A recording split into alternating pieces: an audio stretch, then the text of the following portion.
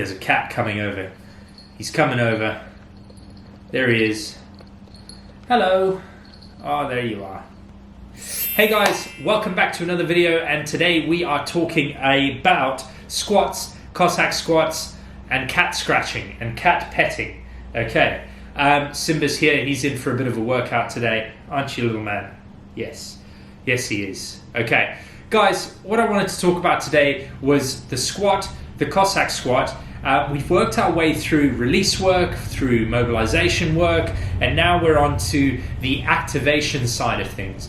There is still a little bit of mobility in this because we're not going to be doing heavy weighted squats or anything like that. This is just about getting your body moving in the right mechanics. So I'm going to play for you on screen now my idea of an assisted squat and my idea of an assisted Cossack squat. What you'll notice with the bodyweight squat is that I've got a stable thing to hold on to. I had to go outside for this one because there's not much to hold on to in here. So if you're at home, you might want to look for a banister or something along those lines that you can hold on to. Maybe you've got some kind of sturdy piece of furniture that's not going to move if you put your body weight on it.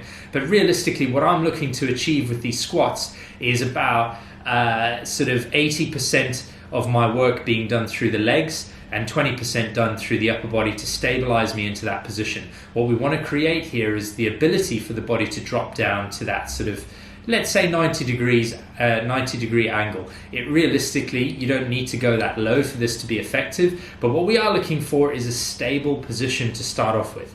Okay, so what that means for you is if you can get your feet set up in a good way. Doesn't really matter which way is more comfortable for you, toes turned out, we don't want toes really turning in because that creates a bit of a knee valgus, but we do want you to set up in a good position here. What I like to think about, if it's a deadlift or a squat, is that my feet are nicely arched, i.e. I've got good pressure going through the toes and equally pressure going through the heels of my feet.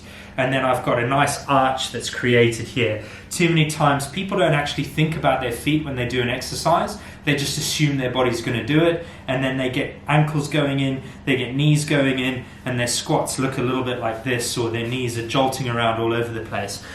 So it's important to make sure that we have active feet when we're actually doing exercise. Now, that's the squat covered. What we want to do, guys, is drop down, use that bit of assistance, hold on to something, sink your bum back onto a chair that isn't there, and then lift yourself up by firing your legs. And at the top, you just want to squeeze your glutes just a tiny little bit, okay? Nothing too crazy. We don't want to go cray-cray in this situation. Cossack squats, again, set your feet up at an angle that suits you. The wider, the better on these. A lot of people tend to go too narrow, and then they end up loading their knee, and the knee goes towards you guys. And actually what we want is the knee to travel kind of just normally. It wants to flex a little bit, but the bum needs to go back to the back of the room. So you'll see here I'm using a lot of support now. I'm using one hand at a time. I'm creating that support structure for myself. I'm actually getting an additional stretch on the side of my body depending on the arm that I'm using. If you're bending the left leg, then the right arm needs to stabilize you. If you're bending the right leg, the left arm needs to stabilize you. Just think of it like that.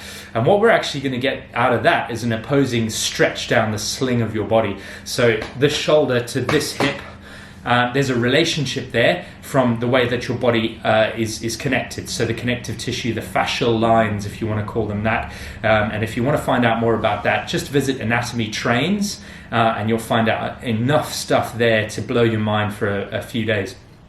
Essentially, with the Cossack squat, we're looking to relieve tightness on the inside of the thighs, give the hips a bit of mobility, but at the same time, learn how to activate independent legs. You want to make sure that the leg that's bending is doing the activation, and at the top that you activate your glutes, you tuck your core under. It's very hard to explain this exercise without actually having hands-on people. That doesn't sound creepy, hopefully, but essentially you're looking for a good position for the knee, safe position for the knee. You want a good position for the ankle, you want active feet, and then as you sink that bum back, you want to think back to the corner of the room. So if I'm standing here doing a freestanding Cossack squat, I'm thinking, okay, I don't want to load up this way. I don't want the knee to go inwards. I don't want the knee to go towards the camera. What I actually want to happen if I go this way is I want to feel like my bum sinks to the back of the room, and then I can drive myself up out of that position. But it's very difficult to do that freestanding, especially when people's relationships with their feet and with their bodies tends to be very heavily weighted. Apologies for the cat. What I want you to think about is don't be scared to feel like you're falling backwards. That's why we've got the assistance there, to create that space for your body to do its thing. So we've got the squats, bit of activation, got the Cossacks for a bit of activation and additional mobility work. Next week we're going to cover the wonderful dead bug, and the hip swing. The dead bug and the hip swing combined are going to be fantastic exercises because you're going to learn how to activate your core and what that feels like, and at the same time how to stretch your body and warm up the shoulders at the same time. So it's going to be a really good video. Stay tuned for that. Guys, if you have any questions, please, I'm not making these videos just for a laugh. I'm making them so that you guys can stay informed. Please make sure that you, if you're on YouTube, you subscribe to the video. And if you're not on YouTube and you're watching this on the Facebook group, drop some comments in, guys, okay? Feedback is always welcome. Again, I don't make these videos for fun. This is my job. I'm very passionate about helping people. I'm very passionate about people learning about exercise and safe, correct movements. Don't be a fool. Stay in school. Stay strong. Keep moving. I'll catch you in the next video. Look after your body. It'll look after you. See you soon.